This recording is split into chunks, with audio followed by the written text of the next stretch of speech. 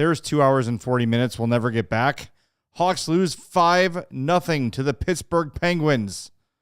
Ugh. We're going to talk about it next on the CHGO Blackhawks postgame show.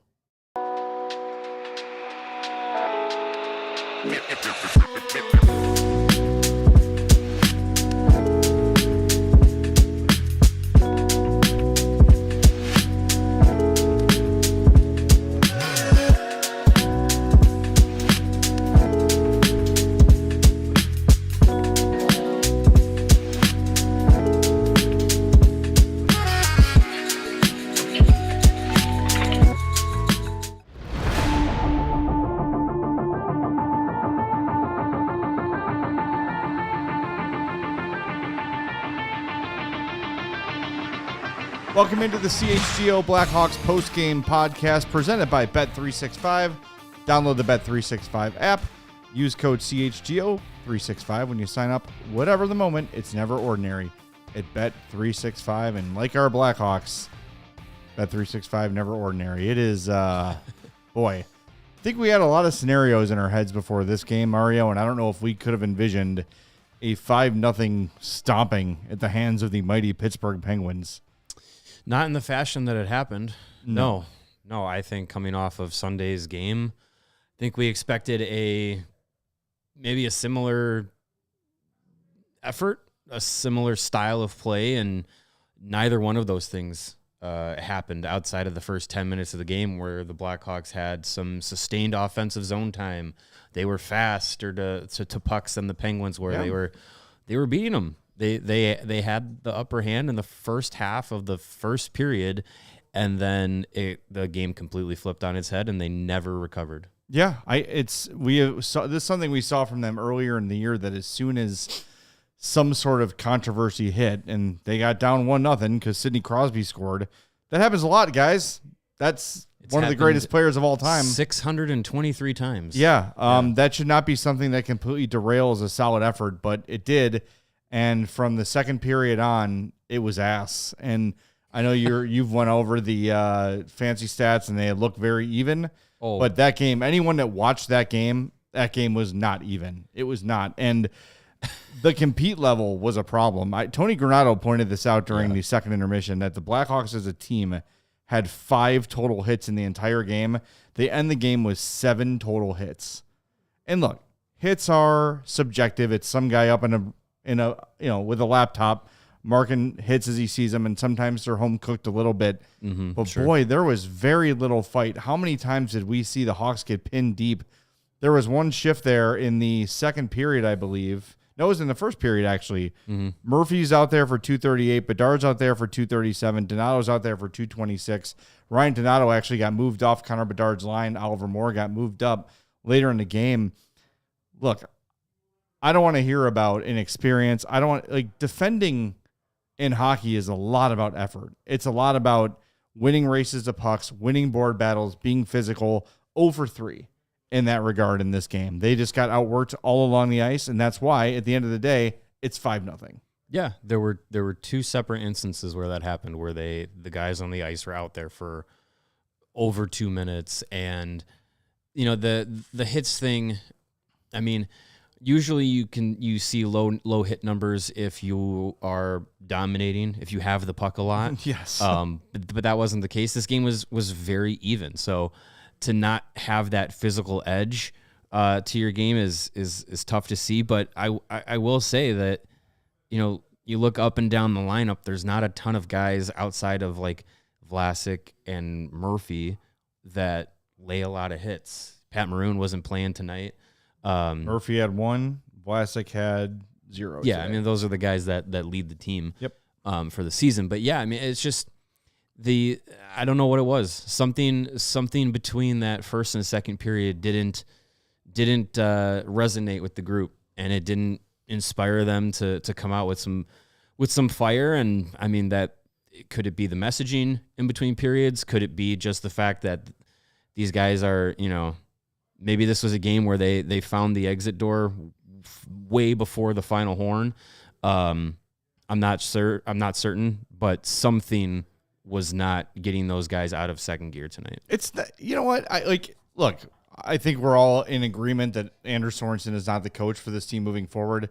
Nothing personal. Like the guy, I think he's a good developer of talent. The young players have, for the most part, gotten better or been pretty good this year. There's no messaging in the second period that told them to start sucking. Like, there was no coaching strategy that said, you know what, that period was a little too good. Let's slow things down. Let's be less aggressive.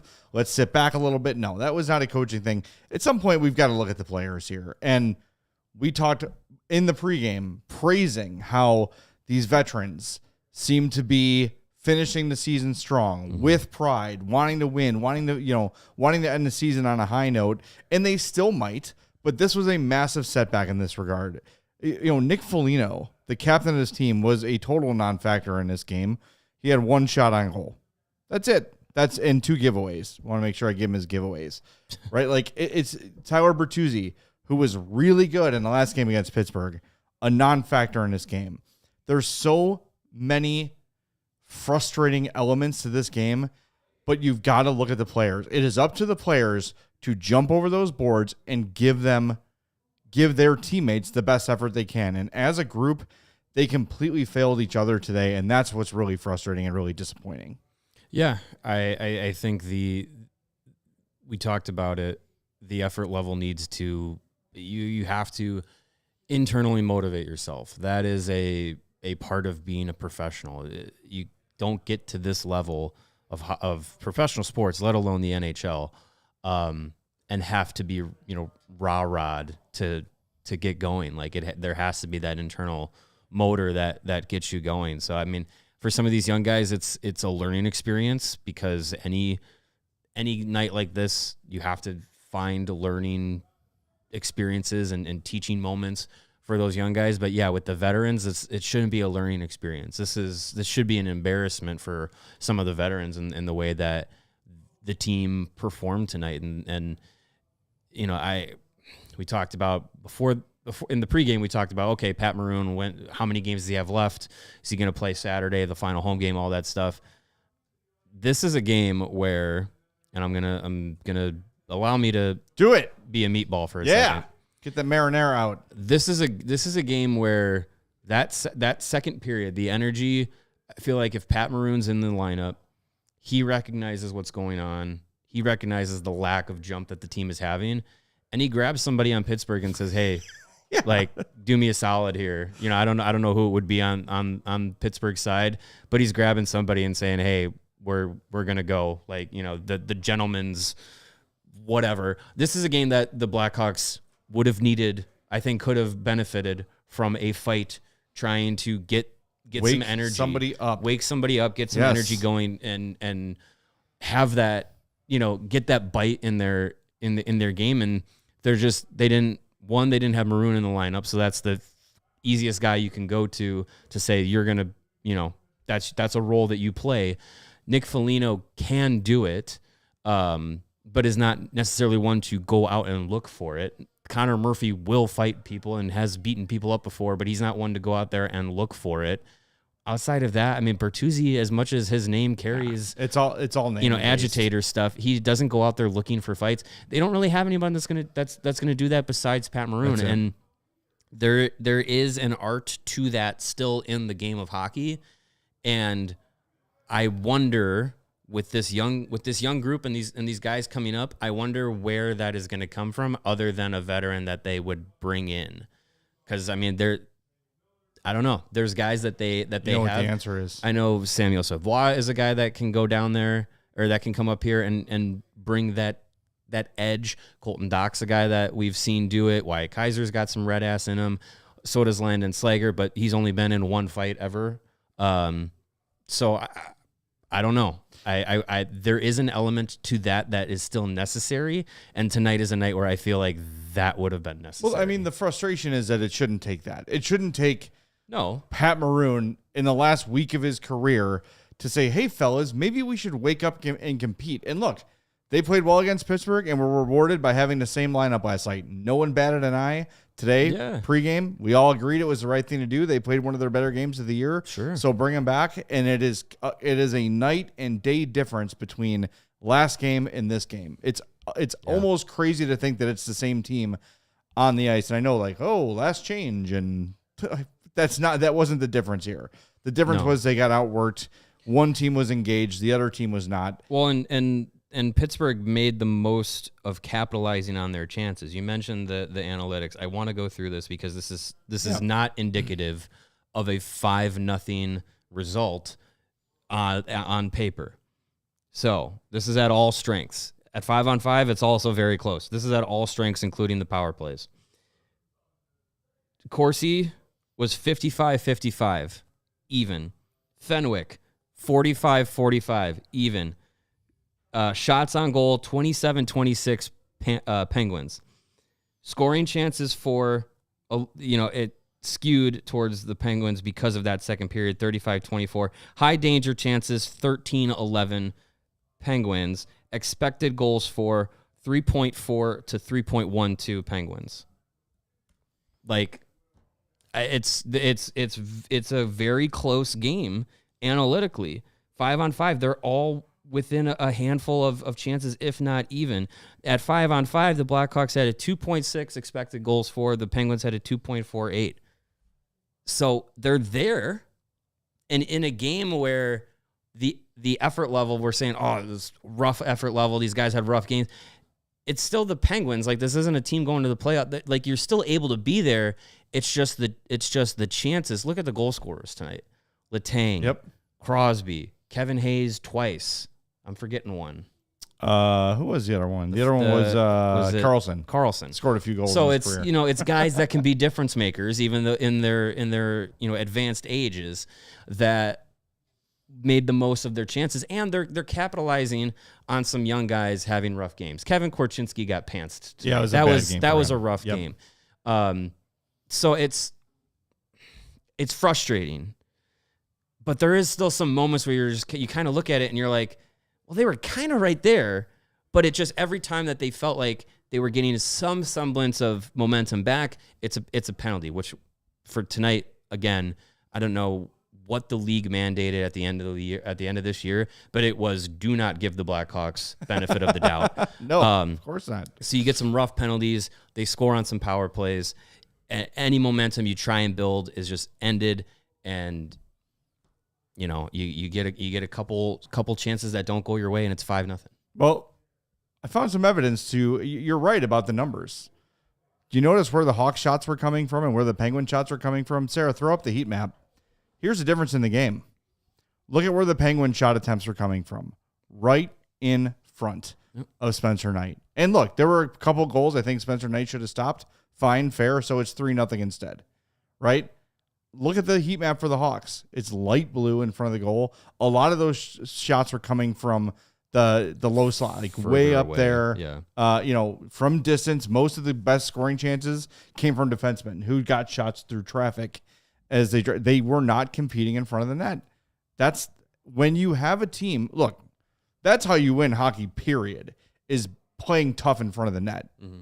But especially when you look at the playoffs, that's how playoff teams win. You can have all the skill in the world you want, but go look at the Florida Panthers heat map after a playoff game, and you're going to see a big red blob right in front of the opponent's goalie. Same with Tampa, same with Colorado, same with everybody.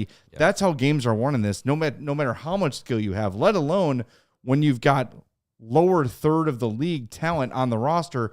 You've got to score greasy, grindy goals. And if the Hawks refuse to play that way and everything's coming from distance, sure, you'll get some tips, you'll get some deflections.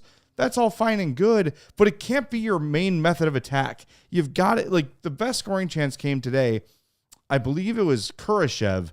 Levshinov was coming behind the net, looked like he was going to take it all the way around, and then right before he got to the near post, fed it right out in front of Kurashev. Kurashev got a shot on. Jari just made the save. Yeah. Great save. But that's the sort of stuff. You've got to be willing to battle for that position and do it and get in front. Look where Crosby scored from. He was right there, right in the slot. Great shot, amazing pass, all those things, but he was right where he needed to be. A recipe for success is not shooting pucks from the point and right in front of the point. You're not going to win hockey games that way. You might get a goal or two as the game goes on. You might want to do that on a power play and play for some rebounds, but it is just not a recipe for success game in and game out. And it is to me, that heat map demonstrates the Hawks' lack of willingness to go get their noses dirty and earn goals in this game. And that's what it takes. That's what it takes to win. Yeah, I mean, you can live with shots like that, and you can get offense created from shots from the blue line and looking for tips and rebounds, but you have to get the tips and rebounds. You have to be in those positions, and there were very few chances tonight that were, giving up those rebounds. So even if they are in that position, you don't get a tip on it. Jari is directing it to the corner, and there's no chance to get a rebound, or he's eating it, or it's just a one and done, and the Blackhawks aren't in position to even get the rebound. So it's frustrating because we're always preaching shoot the puck, shoot the puck, shoot the puck. You also have to be like, yes, shooting the puck, never a bad thing, but you got to be there for rebound chances. You got to make it more difficult than just a clean shot. Yeah, we got to hit the break zone, but Darren Pang said it. Like, there's a lot of one and dones. Shots on goal, there's rebounds, there's no one there to do anything with them, and the Penguins skate away with the puck. Yeah. All right, back with more on the CHGO Blackhawks postgame show presented by Bet365. And speaking of Bet365, whatever the moment, it's never ordinary. At Bet365, new customers now get $150 in bonus bets when they bet $15, win or lose. Sign up, use the code CHGO365, deposit $10 and place a bet for $5 to get $150 in bonus bets if your bet wins or loses. How about their NHL early payout offer? With that, you are a winner if your team gains a 3-goal lead with an instant payout on straight bets and parlay selections marked as winners. So download the app and use that code CHGO365 when you sign up with Bet365. New customers now get $150 in bonus bets when you bet $5, win or lose. Sign up, use that code CHGO365, deposit $10 and place a bet for $5 to get $150 in bonus bets if your bet wins or loses. Those bonus bets, they can be used on spreads, totals, player props, futures, and more. Whatever the moment, it's never ordinary at Bet365. Must be 21 plus. If you or somebody you know has a gambling problem, crisis counseling and referral services can be accessed by calling 1-800-GAMBLER. And did you know that light beer just got better? Mm-hmm. Well, if you didn't, let me tell you. Introducing Sam Adams American Light. It's crisp, clean, super easy to drink, and that's because Sam Adams American Light has no gimmicks and no fluff. You don't want any fluff in your beer. And after a game like tonight, it's probably going to taste a little bit better to kind of sit back and just crack open a Sam Adams American Light after a 5-0 loss and say, well, not getting, what did you say, 2 hours and 40 minutes back? Yeah. Well, at least I can have this Sam Adams American Light and I'll feel a little bit better. And you know why you're going to feel better? It's because Sam Adams American Light is not your average beer. It is brewed with 100% American-sourced ingredients from local independent farmers. Light beer made the right way, and light beer should never feel like a compromise. You shouldn't say, well, I'm going to have a light beer because I don't want to feel too full, but I know I'm not going to get a lot of taste. And with Sam Adams American Light, you are not compromising. It is a great taste. It is so smooth and so great that you'll want to crack open another beer. Light beer just got better. Grab yourself some Sam Adams American Light, available now at select Chicago retailers. Of course, you must be 21 or older, and as always, please drink responsibly. All right, we got a bunch of super chats. Before we get to those, do us a favor, hit that like button for us. We have not asked for likes yet, so please, if you're in the chat and you're watching us on YouTube, I know a lot of you are, please hit that like button for us and subscribe to the YouTube page as well. Want to also tell you about the 4-star nominees for the game. They are Sam Renzel, Sam R., and Big Bird. So get your votes in. That is Sam Renzel's nickname if you missed that during the game. Yeah, so get your votes in. Nickname. Pick one of those 3 players worthy of the 4-star of tonight's game. All right, to the super chats we go. Thomas says, well, there's some teaching moments. The $2 super chat. Yep. Yeah, they were plentiful in this game. The video session is not going to be kind to the young guys, but hey, you're in the NHL. That's you got to figure it out. Yep. Johnny Hawk, $10. Thank you, Johnny. Says, was at the game live tonight. Despite the frustrating outcome, I'm still insanely optimistic for the future of this team. Yeah, and you should be. Yeah, absolutely. Yeah, don't let one bad night in Pittsburgh change your mind about things. And I see a lot of people really freaking out in the chat. It's okay. Let's pump the brakes. They've been playing pretty well lately. This was a stinker, no doubt, but I don't think it means anything about the long-term health of the organization. As a famous song once said, your mother told you there'd be days like these. That's right. Lebowski $5 says this is going to be a super meatball opinion, but Ethan Del Mastro will wake his peers up and tell them to get their heads out of their ass. Korch will not at this time. In a vacuum, sure. Yeah, I would say Ethan Del Mastro will fight somebody before Kevin Korchinski would. Yes. Yeah. And Young Dangle God for $5 says, I know Jay said he isn't ready to give up on Bedard at center. Oh, he didn't. Oh, wow. But are we getting close? Does Misa coming in change your mind? Bedard, Misa, and blank forward. I'm not ready to give up on anything about Connor Bedard at 19. No. Like, let's... He's improving at the things that are center specific tasks. Yeah. He's been better at the faceoff dot in the second half of this season.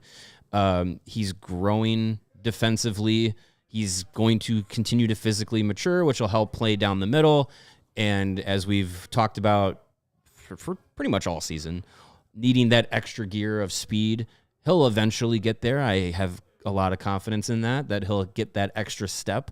And that'll help him down the middle. So I don't think there's any need to say like he will not be successful at center. And I mean, if it is Michael Misa, he's a guy that I would think is more natural to be a center, at least physically. So if he is the pick, if he's your number 2, wonderful. Because that would mean Connor Bedard is developed really well. I don't know why we're pulling the plug on anything when you're the second worst team in hockey with 4 games to go, and next year is going to be another learning year, building year. There's no calls that have to be made in any way, shape, or form right now. They've got time to see if Bedard is a center or not. And he remains one of the, 3 or 4 youngest players in the league. Well, he is the second youngest behind or ahead of. I think he's ahead of Levchinov younger than him too. Is he? Yeah. Okay. Well, now he's third youngest because it's Celebrini and Levchinov. Yeah. So, like, there's no, and I see a lot of people just giving up on Kevin Korchinski too. It's like, slow. Giving up on somebody like Korchinski now is massive, massive asset mismanagement. Yeah, we can. You can't be giving up on these guys at this stage of the game because this is still the development period of these guys. This is where the bell curve is supposed to go on the way back up, right? We're at the bottom, and now the wave of young guys and young talent is coming here. So now, in theory, it's supposed to be going back up. If you give up on guys here, you're never going to get to here. Right. We've seen it too often where you're just like, oh, no, not great right away. Let's punt. Yeah. And you've got nothing but time to figure this thing out. With the Bedard stuff, like we've talked about, he maybe trying him on the wing isn't a bad idea. But I think looking at him, and I compare it to the most recent top prospect that should have been a center in Kirby Dach. It was very clear that Kirby Dach was not going to work as a center the way that he was playing, and the faceoffs never improved. But he's tall, Mario. I know he had the physical stature that should have been a great center. He goes to Montreal, they put him on the wing, and he succeeds. Like with Bedard, there's been more of a sample size playing center. He has played wing, but they've always moved him back. And I think whether he's at wing or center, like he's been effective. So if he's effective at center as much as he is at wing, try keeping him at center, because down the road he's, I would say, more valuable if he pans out as a number 1 center than if he pans out as a number 1 wing. Now, obviously that comes down to other factors, other players who could play along with him. But if Bedard pans out in his career as the number 1 center, that's what he should have been. Yeah, great. And there's no reason to abandon that plan right now. And Lebowski 5 is pointing out first-round picks that have been busts. Yes, there have been first-round picks that have been busts. But the Hawks are in a position right now to find out who's good, who's bad, who's part of this thing in the future, and who's not. Making a call on a 20-year-old defenseman like Kevin Korchinski right now, today, is you can't. It's just flat out dumb. You can't say a guy is a boom or bust yet. Especially when you look at the kind of game that Korchinski is expected to play. He's going to be primarily offensive. You seen the kid? He is a string bean. He has so much more physical growth. He's got to get firmer. Yes, absolutely. And was last year an ideal situation for him? No. Having to play the entire season in the NHL was not an ideal situation, but what was he going to learn? Another season in juniors, completely dominating, probably having another 100-point season, and just developing bad habits because he's just so much better than everybody else that he just doesn't even have to try. And not even developing bad habits, but maybe just not even taking a step forward, being stagnant. Like that's, I think, you go back 20 years and, if you were pulling the plug on 22-year-old Duncan Keith, like Brent Seabrook, like there were a lot of people that wanted to, too. Like those guys were not, I promise you. Those guys were not the all-stars and future Hall of Famers as soon as they stepped on the NHL ice. It takes some time. And in perspective, Sam Renzel and Kevin Korchinski are the same age. These are guys that are at different points in their professional developments. Like there are going to be, as much as we've loved Sam Renzel in his 5 games, and he was the best player again tonight. Next season, there are going to be games where Sam Renzel gets pantsed. It's going to happen. Yes. So prepare yourself for that and understand that that's all part of the learning process. Part of the process. When a young defenseman, in their first tastes of the NHL don't look like studs, it's okay. That's going to happen. It happens to every young defenseman. Yeah, Evan points out, remember Duncan Keith spent 2 years post-draft at Michigan State, then 2 more in Rockford, and even then wasn't ready when he was called up. That's right. Duncan Keith's first 2 or 3 years in the NHL were a mixed bag at best. And then all of a sudden, Duncan Keith became capital D, capital K Duncan Keith, one of the best defensemen in Blackhawks history, if not the best defenseman in Blackhawks history. As it takes time. And by the way, the team around there are guys that are good right away. Oh, sure. But because you've seen guys that start great and then stay there, and you see guys that take time and develop and grow and grow and grow and grow. Mm-hmm. Like, I know it's 2 different positions, but Brandon Saad came out and was good right away. Yeah. And has pretty much been that guy his whole career. It's a nice career. Like, has there been like, oh my God, the Saad like 40, 50 goal year? No, he's been about Brandon Saad from the time he, give or take, here or there, good years, higher years, lower years, but basically the same guy. But then you look at Duncan Keith, again, I know different positions. The first couple years are a struggle, but then boom, after 3 years in the NHL, he just skyrockets and becomes one of the best players in the game. Mm-hmm. Kevin Korchinski might not ever hit that level. He might be a full-time AHL player. We don't know yet, but to just assume that, well, he's already played a whole year here and his call-up, he hasn't looked great. Like, guys, like, we got to calm down. We can't let one loss to the Sharks on a Tuesday night Penguins. In April ruin our view of Penguins. What did I say? You said Sharks. Did I say Sharks? Yeah, Penguins. Yeah, the Penguins. Yeah. Sharks would have been a bigger deal. Same area of the zoo, but yes, yeah, of course. Different. That's the second time I misspoke today. Got some interesting things going on post game here. Players only meeting, find our identity.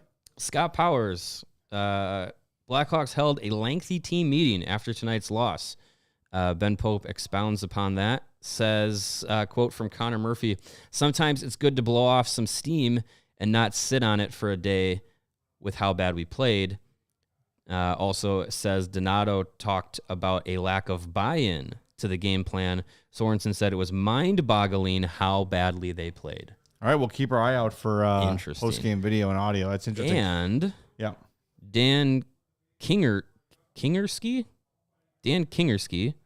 I would say Kingerski is a poll. Yeah, he covers the Penguins. Says David Quinn addressing the media post-game. Mike Sullivan pulled into a meeting. Great win. You're fired. So make of that what you will. I don't know. I don't know. I like what I'm not even paying that any mind because there's no way in hell that's happening now. Maybe if the Hawks beat them 5-0, it would be an immediate quote tweeting it with firing. the eyes emoji. There you go. That's what it's getting. Gonna go for feed that beast. I agree with Murphy though, man. Just get it out. Sure. Get it out and then get on a plane and go home don't worry about it. Yeah, don't stew in it. Yeah, it's sometimes the dads and the teenagers get in a shouting match, and you hope to be better for it once it's over. Yeah. All right, got to hit the break zone one more time. Do us a favor, hit that like button. We are under 100 likes. Look, just because you're mad at the Hawks, you're not mad at us, okay? We didn't do it. We played hard. We showed up. We were ready to go pregame. We're fired up postgame. Hit that like button for us. Make sure you are subscribed to our YouTube page as well. Back in a moment on the CHGO Blackhawks postgame show powered by Bet365. And for those that don't know, I'm going to give you a little science lesson here. Ooh. The cells in our bodies are the building blocks of life. Cells, yes. Building blocks. To the Googles. Timeline is a supplement that works with those cells to help give you more energy, feel stronger during workouts, and preserve health and mobility as you start to age. The patent ingredient is MitoPure, a postbiotic nutrient that clears our dysfunctional mitochondria, a.k.a. your cell's battery packs. MitoPure recharges your cells and helps your body system to work better. It's the only supplement clinically proven to rejuvenate health at the cellular level. MitoPure is shown to deliver double-digit increases in muscle strength and endurance without a change in exercise. That is a win. Get ready to be your best, most energized, most revitalized you right now. Timeline is giving you 10% off your order of MitoPure. Go to timeline.com/CHGO today to get started. That's timeline.com/CHGO. Going there right now. Do it. But first, before I sign on to timeline.com/CHGO, let me tell you about our good friends at Game Time. And, we talked about it. Final home game for the Blackhawks is coming up. Yeah. Saturday. Yep. Against the Winnipeg Jets. If you want to go to that game, there's no better way to get tickets than through our friends at Game Time. And you can use their new feature, Game Time Picks, which makes getting tickets to see your favorite teams play live even easier because Game Time Picks filters out the fluff to show you only incredible deals on great seats so you don't have to waste time searching through thousands of tickets. And if you're not interested in going to the last Blackhawks home game of the season, if you want to spend your Saturday doing something else, well, peruse Game Time for all of the theater events, concerts, comedy shows, anything else happening in your area, and you want tickets to it, Game Time can help you put your butt in a seat. And what's great is that they have the all-in pricing feature, which allows you to see the total up front. You don't get any surprise fees or anything that you weren't expecting to pay for at the end. When you get to check out, you're like, great, I got my tickets. Wonderful. This is a great deal. And then they hit you with the surprise fee, and you're like, this is too much. I can't spend this much. I didn't know about this fee. With Game Time, you get the full amount up front, so you know exactly what you're paying for, and your purchase is covered no matter what by Game Time. Fully covered with the most flexible customer service policy in the ticketing industry, fully protected, and they will help you no matter what happens in life that may allow you to not go to the event. They will help you get the right deal for you. So take the guesswork out of buying tickets with Game Time and Game Time Picks. Download the Game Time app, create an account, use the code CHGO, and get $20 off your first purchase. Terms do apply. Again, create an account and redeem the code CHGO for $20 off. Download Game Time today because what time is it? Game time who? Good job, It's Game Time. I just, Sarah is just working her butt off back there. And if you don't like us, make sure you hit the like button for Sarah, because as Sarah's running this show beautifully and smoothly as always, she is preparing for the Cubs postgame show. I really like doing the show while Sarah's working because I get to see if the Cubs won. Did they win? We're about to, but don't jinx it. It's 10-6, but I just don't trust this team enough. Oh, okay. To jinx it. I was going to say 10-6 seems Not with this Cubs bullpen. Okay. It's a 1 week spot, but we'll see. Dansby Swanson's had a really good game, though. I saw he had a home run. He's also handsome. Some people have it all. Some people have none of it. We got new super chats. We do. Thomas, again, why are Bedard and Korchinski are versions of Toronto's Marner. Get real. This is a learning process. I think what Thomas is saying is they're the ones that take the beating after every loss. Oh, sure. Because Mitch Marner is certainly the that lightning rods. It's expectations, and I think you know what? It should be. Thanks, Storytime Wonders. Blame me. They become the lightning rods because the fans care about them. If you are looking to nitpick on every player, there's plenty of lightning rods this season and in a game like this. But I think people come down on Bedard, Korchinski, guys like that, because it's the ones that they have expectations for and the ones that they want to succeed the most.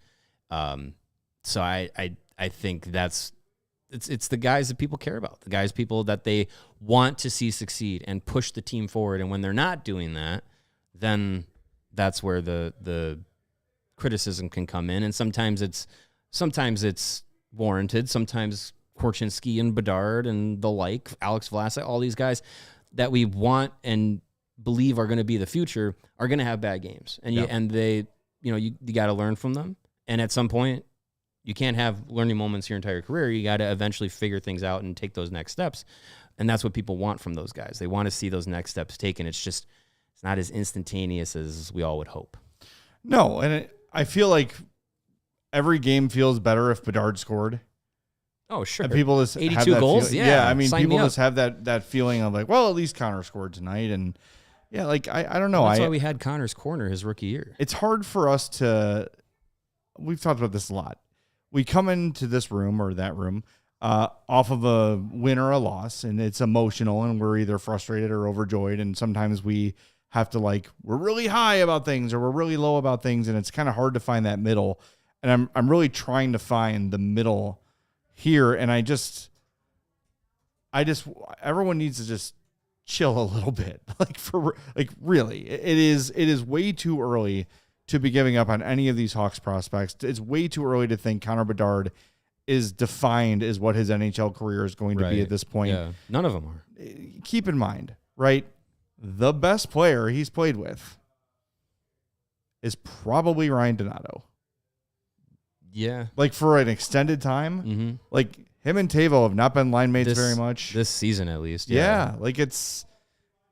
And I don't want to keep excusing it. And I do think he needs to take a pretty significant step next year. And I think he will, because it seems fairly obvious that one way or another, the Hawks are going to add a major forward of some kind. They have to. Yeah. They have to. They're going to, and it will help Bedard for sure. But I also just think the lessons learned here, right? Last year was such a whirlwind for him. First full season, breaks his jaw. Everywhere he goes, he's surrounded by media. It was just... He still had to show up to the All-Star game with a broken jaw. Yes. That was the expectation. That's a whirlwind. Then this year, expectations are higher. And then the team starts to falter around him. And then he starts to feel somewhat frustrated in himself because he's hearing criticism for the first time. The national media is calling him out on stuff. They have a bunch of bad performances in front of national audiences.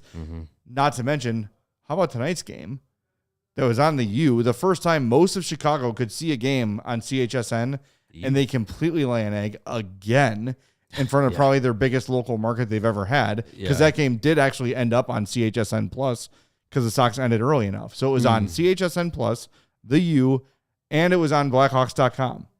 They streamed the game live on Blackhawks.com. So more eyes on this regular season game than ever, and this is what happened. So I just think everything is, especially with Bedard, is just amplified. Yeah. The spotlight's on him harder. Every mistake is dissected. Every face, how many social media posts have we seen this year of Frank Nazar after taking a penalty, looking like he's frustrated in the penalty box with free Frank Nazar? He wants out of Chicago so bad. No, he's frustrated because he took a penalty. Right. And I think that part of it is starting to catch up with Bedard. And again, this is the first time in not only his, really in his hockey playing life that he's ever not dominated. Right. Think about that. Yeah. If everything you've ever done has come to you so easily, and then all of a sudden you're frustrated for the first time at age 19, that's a big adjustment. He will adjust. He's going to be fine. And I know there's some people saying they're not as worried about Bedard as they are about Korchinski. Guys, we have talked about defensemen developing ad nauseum on this show. He is 20 years old. Mm-hmm. He cannot legally drink a beer yet. In the U.S. Korchinski, we're talking about. Yeah. Yes. Like, yeah, let's give it some time before we make a call. Yeah, you gotta have patience with these guys, and we've talked about the patience of the rebuild. It's been since the inception of this program, is that you've needed patience, and that was in the macro view of the rebuild, and it comes down to individual players too. Not every player is going to step on the ice and get it right away. Some guys are going to take time. Some guys might never get it, and that's just part of professional sports. How many, as Lebowski 5 was doing, how many busts were there? As many booms as there are busts in the league. I'd say there's more busts than booms in professional sports. Probably. So you're maybe not first rounders, but yeah. Yeah, you're going to have guys that do and don't pan out, and I'm not saying Korchinski is, put him in the is not going to pan out column, but with how this rebuild has gone, with the way that Kyle Davidson has set this up of, going through the draft and getting all these young guys and then adding young players to the mix as well. Like, getting Spencer Knight was a huge addition, and I think is still going to continue to pay dividends down the road. And he's 23. And he's 23. This is his first opportunity to actually be a starter on an NHL team. But the way that Kyle Davidson has set this up is to have as many darts that he's just chucking at the board, and a number of them are going to be bullseyes, a number of them are going to be double 20s. And if you have enough of those, you're going to have a solid team. And some of them are going to miss the board. That's just part of it. But the more guys that you have that pan out than that don't, the weight of the scales goes more in your favor, and this team's going to figure things out. Now, would it sting if Korchinski is a guy that doesn't pan out? Of course, sure. But if you get, number one defenseman Norris candidate Artem Levshinov out of it, and if you Sam get Renzel, and you get Sam Renzel to be, a top pair or top 4 solid guy that plays 20 minutes a night and is super effective, or Ethan Del Mastro becomes the second coming of Brent Seabrook. Like, if you get stuff out of that, it's a net positive. It's a win, and it would be unfortunate if it's going to be unfortunate when some of these guys don't pan out, or some of these guys get traded elsewhere because we really like and we've invested this time in these young players, and we start to like Kevin Korchinski. My heart will break for Holly if Kevin Korchinski doesn't pan out with the Blackhawks, but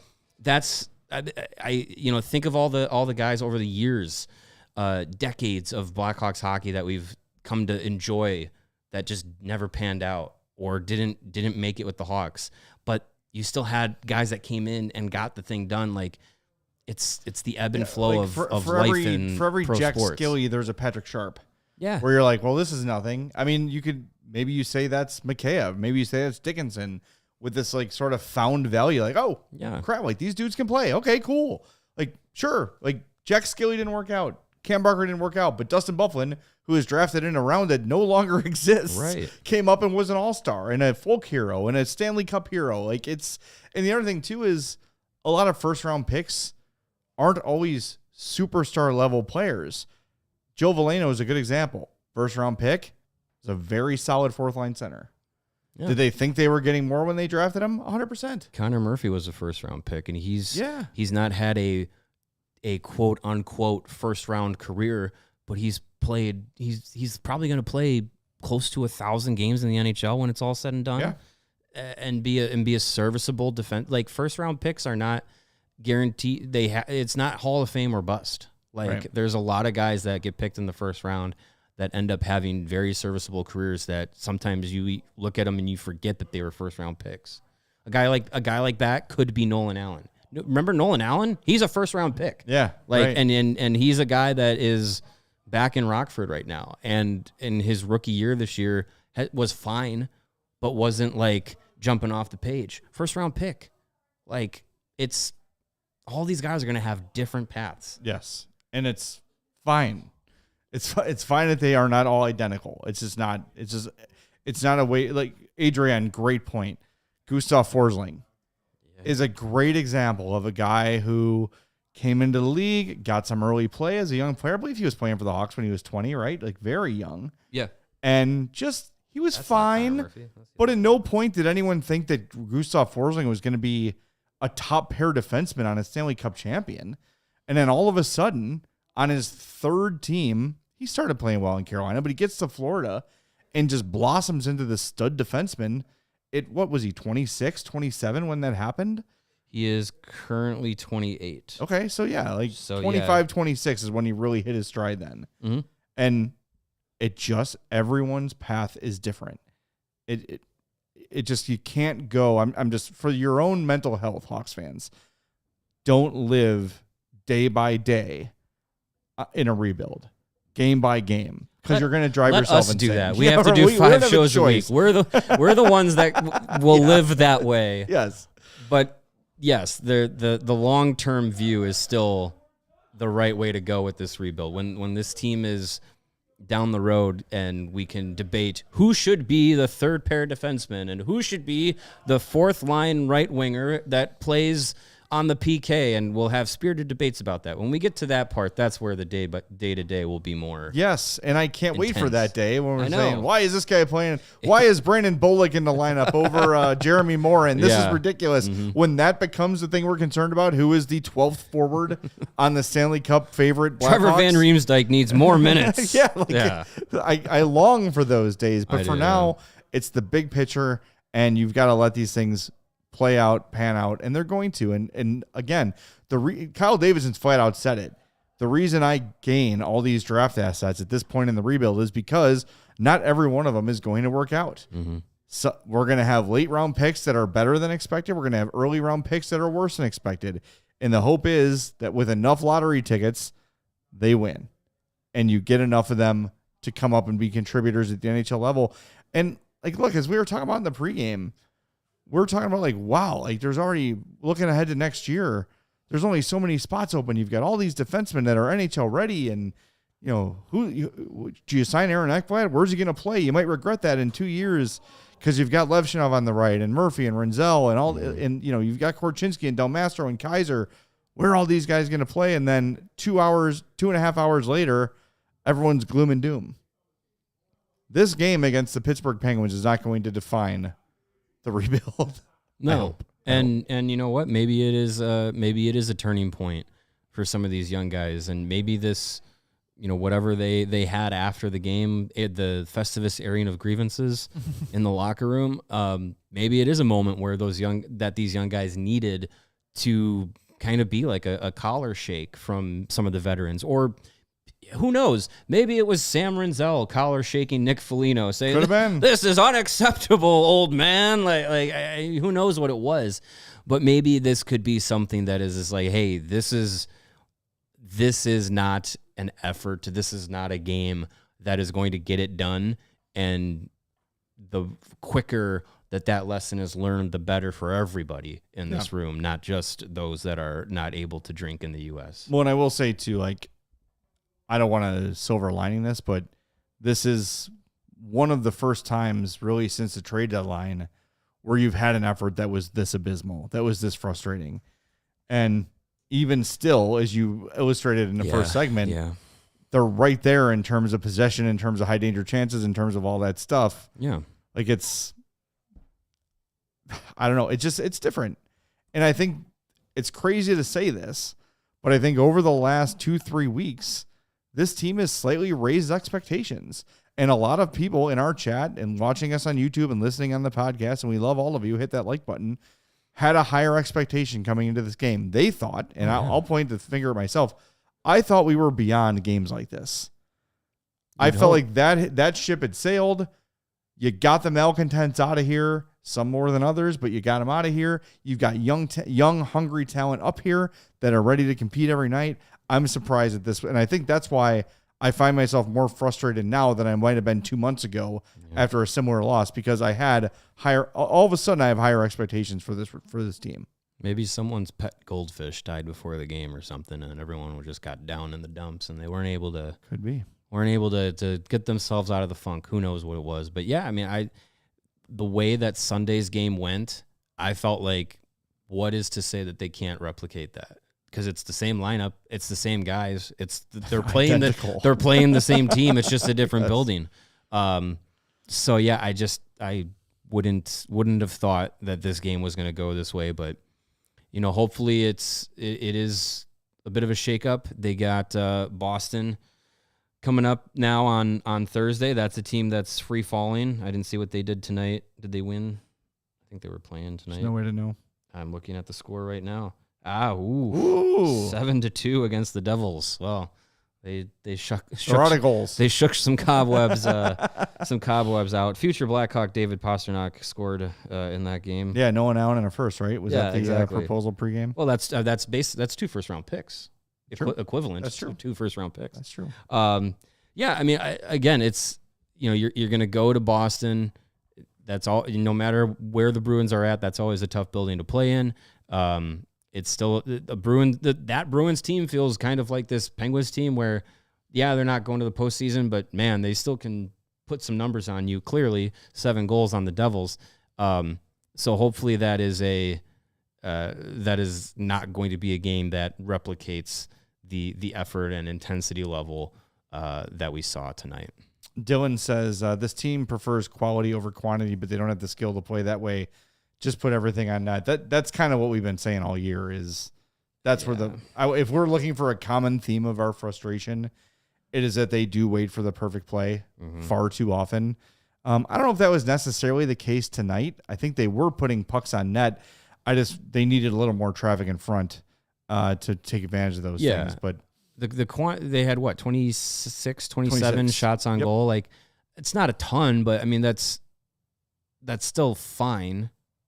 The Penguins had the same amount. Yeah, and they scored 5 on them. So it's got to be the quality shot has got to be there. But I think the way you get there is different. You can have a quality scoring chance by having a rebound and some chaos in front of the net. It doesn't have to be a quality scoring chance is a tic-tac-toe, everybody touches the puck passing play that sets up a one-timer. Those are beautiful. Those get on highlight reels, but if you score on both plays, they count the same. And the one that's going to happen more often is being able to score off a rebound or a tip, create some chaos and get inside that 10-foot radius of the net and make things happen. Holly with an update in the chat, and I was sort of seeing this happening live on Twitter. The Canucks just scored 3 goals in the final minute to tie the game and won in overtime. Oh my God. Jeez. That's like playing NHL. That's crazy. When you're up late and you just know that the ice tilt's coming. Ice tilt, yeah. Jeez, who'd they do that against? The Dallas Stars. Wow. How about that? Mikko Rantanen broke the Dallas Stars, my column. Oh, he scored in the game, so that's crazy. Wow. I mean, that's exciting. A couple things we want to tell you about, by the way. Tomorrow, 2:30, we will talk to Alex Vlasic. I believe that is his last, it's obviously his last in-season visit. We did arrange to maybe talk to him after draft and free agency just to get his take on what went down. Yeah, we'll finalize all that, but yeah, we'll talk to him. So he'll be with us at 2:30 tomorrow. If you saw our Sam Renzel video today from Petey, go to our YouTube page. I know even if you saw yesterday's episode, we put up a longer video breakdown, not just stills because we can't use video on the show, a video breakdown of Sam Renzel from Petey. It's on our YouTube now, and tomorrow morning at 9 a.m., the same thing drops for Artem Levshinov. And we'll tell you, if you missed yesterday's show, Petey is very high on Sam Renzel. He is over the moon for Artem Levshinov. Yeah. So if you've been on the fence about Levshinov, watch the video from Petey tomorrow at 9 a.m., and I think you're going to be pretty pleased with his breakdown of number 55. And Petey, we're going to get it all finalized, but he's going to join us again at some point next week. Yeah, thinking Friday, just looking at the schedule. Yeah. And we'll do Oliver Moore and Frank Nazar with him there. And maybe some other stuff too. Yeah. I always feel smarter and better about both the Blackhawks and myself every time we have Petey on the show. He helps you gain self-esteem. Yeah, he's a very That's cool, very positive person to talk to for sure. For me, he's got a lot of work to do, but if anyone can do it, maybe Petey can just make a breakdown of me being good at my job. Wouldn't take long. Oh, that'd be great. By the way, I told you I was not going to pay it much mind, but now I'm obsessed with this Mike Sullivan thing. Is there more? Is there no, more to it? that's the thing. Like, why is there nothing else? Mike Sullivan got pulled into a meeting. We're not talking to him. Why? No, someone say why. I want the speculation to run wild. Someone said he had to go to the bathroom. I was just like, well, just go to the bathroom and then come back and talk to the media. We've been in the post-game medias before. There have been times where Andrew Sorensen comes out of the locker room 2 minutes after we sit down in the press room. There have been times where we've waited for Sorensen's 90-second post-game for 25 minutes, just sitting there twiddling our thumbs, wondering where he's at. So if Mike Sullivan, if all he had to do was go to the bathroom, he could just take some time and go to the bathroom. I guess so. I don't know. It would be very. Also, I wouldn't say he was pulled into a meeting. Maybe Davidson and Dubas worked something out. Like, here's the deal. I'm going to trade you a 3rd-round pick this summer. Listen, you are going to fire Mike Sullivan tonight, and he's coming home with us. Fine. He's getting on our plane. Like, if Dubas is like, we're going to fire him anyway, that's the plans to fire him after the season anyway. Kyle Davidson playing 4D chess says, look, if you fire him right now, guaranteed 3rd-round pick this summer. We'll pay his airfare. We will take him home with us. Yeah, maybe. I think he finally apologized for leaking the trade that never was between him and when he was with the Leafs. That's it. I think that's what trade was that? I forget what was that trade. Let's see, yeah, it was Dubas was still with the Leafs. It was a trade that like didn't go through or something like that. Yeah. Or like it was Fleury.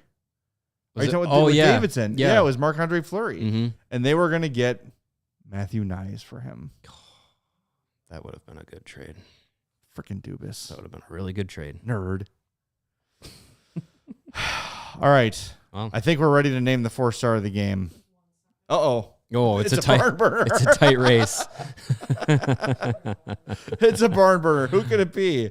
It's either Sam Renzel, Sam R, Sammy Renzel, Sam R, or Big Bird. Yes, we'll never. We have the drum roll is drumming.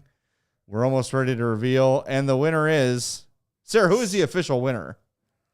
What was it? Big Bird. Big Bird. Big There Bird you was. go. I'm like, what was his name? All right, Yeah. I gotta ask. Is I Big Bird an insulting nickname?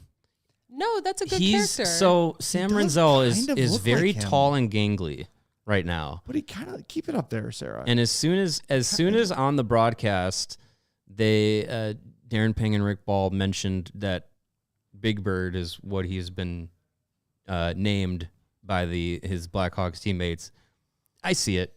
yeah, I can see it. He's tall. He's lanky. He's kind of got like the fluff hair on top, Sure, like Big Bird does. Yeah, You can see Snuffy. maybe his legs are long and skinny and orange. I mean, who knows? I mean, he is a ginger, so probably. It could be. But yeah, I can see it. Is it an insult? It depends on why you're calling someone Big I wouldn't Bird. give it. I would say Big Bird's personality is really great. Sure, he's long and skinny, but it's okay. He's a good guy. Big Bird's not that skinny.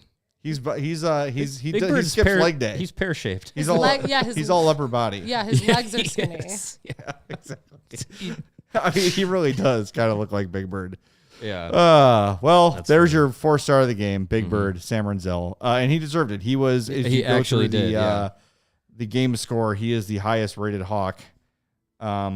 Not saying much, but 1, 2, He 3, was the highest 4, rated 5, Hawk, yeah. 6, 7, 8, 9 Penguins before you get down to the first Blackhawk, which is Sam Renzel. No, I So- mean he had a solid game again. Like he looked confident with the puck. Yeah. He was actually creating things in the offensive zone when he was on the ice. Third on the team in Corsi 4 while on the ice at all strengths at 26 shot attempts generated against 12. You know who led the team tonight? Tyler Bertuzzi. Sorry, Yeah. I didn't give you any time to answer, but it was Tyler Bertuzzi. Tyler Bertuzzi. Nailed He had it. 26 shot attempts for while on the ice, 5 while against. Second was Tavo, 24-4, 6 against. And the expected goals for the Blackhawks, while Sam Renzel was on the ice, he led the team with an expected 1.7 goals expected, while on the ice and just a .53 goals against expected. He and Ryan Donato were the top two in expected goals for percentage. Now, expected by whom is the question. But that is a in a game that was this stinky, that's a good thing to see for a guy like Sam Renzel. All right, a little note here from Seth Rorabaugh on Twitter. The Penguins went more than 20 years between shutouts against the Blackhawks. Sebastian Caron made 31 saves in a 1-0 win at Mellon Arena December 29th, 2003. Wow. You want to think about some 2003 Blackhawks? Theo Fleury? Jonathan Aitken. Sure. Good old number 56. Let's see if I'm right. Yes. I am a psycho. You're right. Tyler Arneson, Mark Bell, Kyle Calder, Of Nathan course. Dempsey, good old number 43. Burke Henry, number 44. Brett McLean, 53. Travis Moen, 59. Scott Nickel, 12. Ville Nieminen. This one's going to get me. 20. Yes! Oh my God. Steve Pops was 8. Yeah. Darren Quint was 5. I remember him. Igor Radulov was 22. Stefan Roboda, 17. Tuomo Ruutu, number 1 on my heart, number 15 in your program. Steve Sullivan, number 26. Ryan Vandenbush, number 14. Mikhail Yakupov, 36. Is that Nail's dad? I don't know. It's Yakubov, not Yakupov. Yakubov. And Steve Passmore, my wife's favorite Blackhawk ever, number 29. And what's the reasoning behind that again? She just liked Just him. because? Yeah. Yeah. Number 29.